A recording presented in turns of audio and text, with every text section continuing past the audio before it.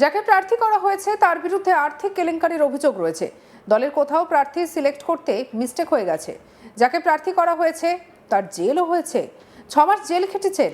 শারীরিকভাবে সক্ষম কাউকে প্রার্থী করলেও সে প্রতিদ্বন্দ্বিতা করতে পারত। বিজেপির প্রার্থী নির্বাচন করা নিয়ে প্রশ্ন তুললেন এবারে দিলীপ ঘোষের স্ত্রী রিঙ্কু মজুমদার। তিনি সরাসরি নিউটাউনে বিজেপির প্রার্থীকে জেল খাটা বলে আক্রমণ করেছেন।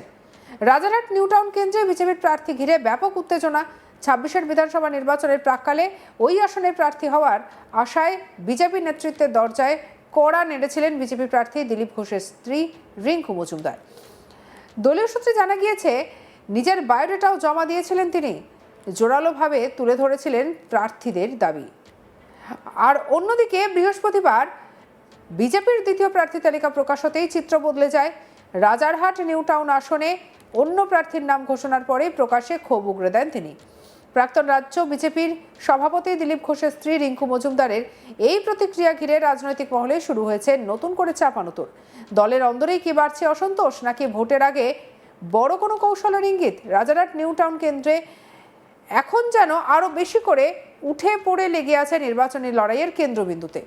বৃহস্পতিবার বিজেপির দ্বিতীয় তালিকা ঘোষণার পরে ওই আসনে অন্য প্রার্থীর নাম ঘোষণা হতেই প্রকাশ্যে ক্ষোভ উগরে দিলেন রাজ্য বিজেপির প্রাক্তন সভাপতি তথা দিলীপ ঘোষের স্ত্রী রিঙ্কু মজুমদার।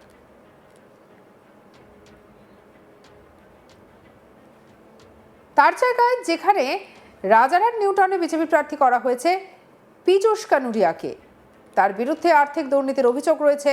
সে কারণে তিনি নাকি 6 মাস জেলও খেটেছেন, এমনকি অভিযোগ তুলে সরব হয়েছেন রিঙ্কু। তিনি সরাসরি ক্যামেরার সামনে ক্ষোভ উগরে দিয়ে বলেন, আমার যদি দলের তরফে কোনো বেনিফিট নেওয়ার থাকতো তাহলে দলের কাছে বড় কোনো পদ পাওয়ার আশায় চুপ থাকতে পারতাম, প্রতিবাদ করতাম না।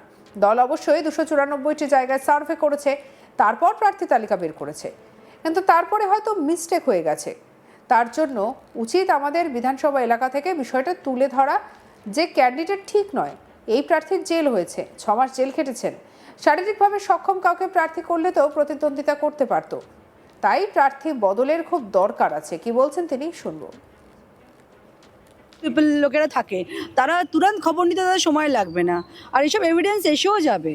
আপনি যে কথাটা বললেন যে আপনি ন্যায়ের সঙ্গে থাকতে চাইছেন, হ্যাঁ, এটাই আমার বার্তা, আমার প্রতিবাদ। দেখুন, আরেকটা মেসেজ আমি দিচ্ছি, সেটা হচ্ছে আমার যদি আমার পার্টি থেকে কোনো রকম বেনিফিট নেওয়ার হতো, ঠিক আছে ভাই, আমাকে এবার টিকিট দিল না, 5 বছর পরে দিতে পারে, বা আমাকে কমিটিতে একটা বড় কোনো জায়গায় আমাকে নেতৃত্বস্থানীয় জায়গায় রাখতে পারে, আমি তো এটা ভেবে চুপ করে থাকতে পারতাম।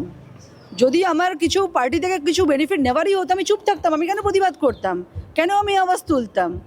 তার মানে আমার পার্টি থেকে আমাকে নেত্রী হতে হবে, আমাকে 5 বছর বাদে আমাকে টিকিট পেতে হবে, আমার এরকম কোনো ডেসপারেশন নেই, ঠিক আছে? তার জন্যই আমি উচিত কথাটা বলতে পারছি।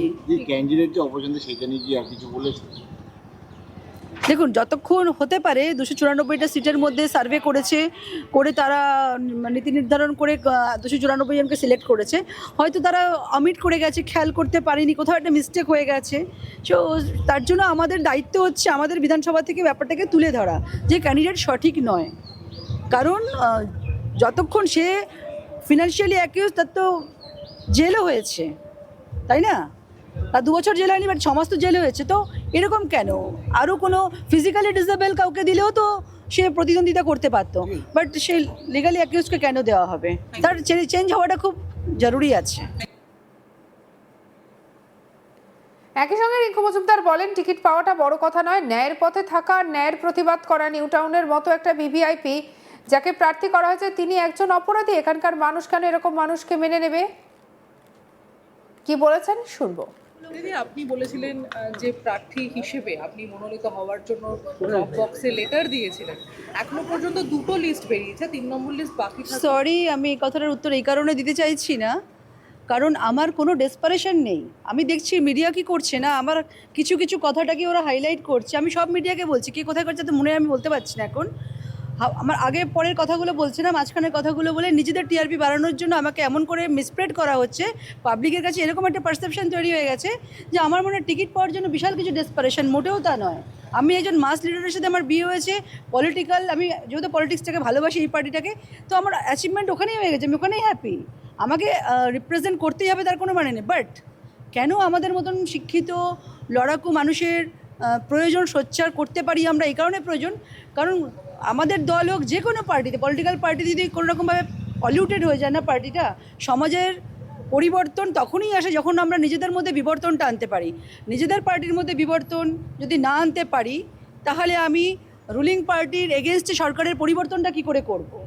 আর তারপরে আমি তো অন্য দলের মধ্যে যাদের ভুল থাকবে সেই সমস্ত পয়জনাস পলিউটেড এলিমেন্টদেরকে আমরা এলিমিনেট করতে পারি না, তো তখনই সমাজের পরিবর্তন হবে। তাই টিকিট পাওয়াটা বড় কথা না, বিষয়টা হচ্ছে ন্যায়ের সাথে থাকা, অন্যায়ের প্রতিবাদ করা।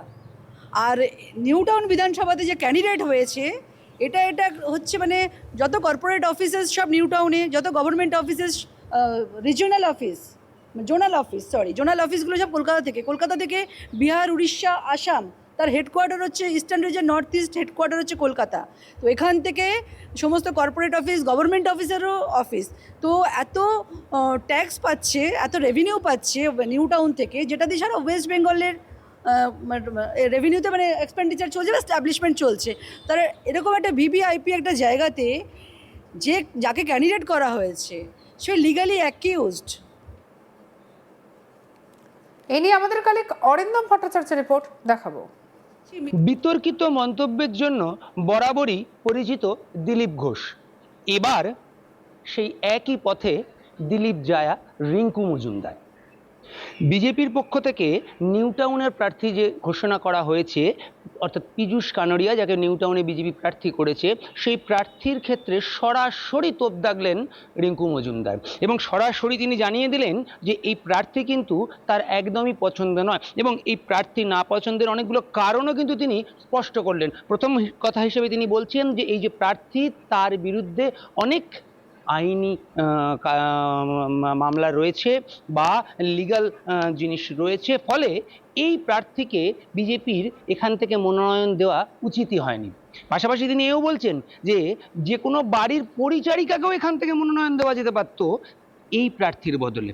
অর্থাৎ এই যে পীযূষ কানোরিয়া, যাকে বিজেপি প্রার্থী করেছে রাজারহাট নিউ টাউন থেকে, তার বিরুদ্ধে কিন্তু নিজের ক্ষোভ উগড়ে দিয়েছেন রিঙ্কু মজুমদার।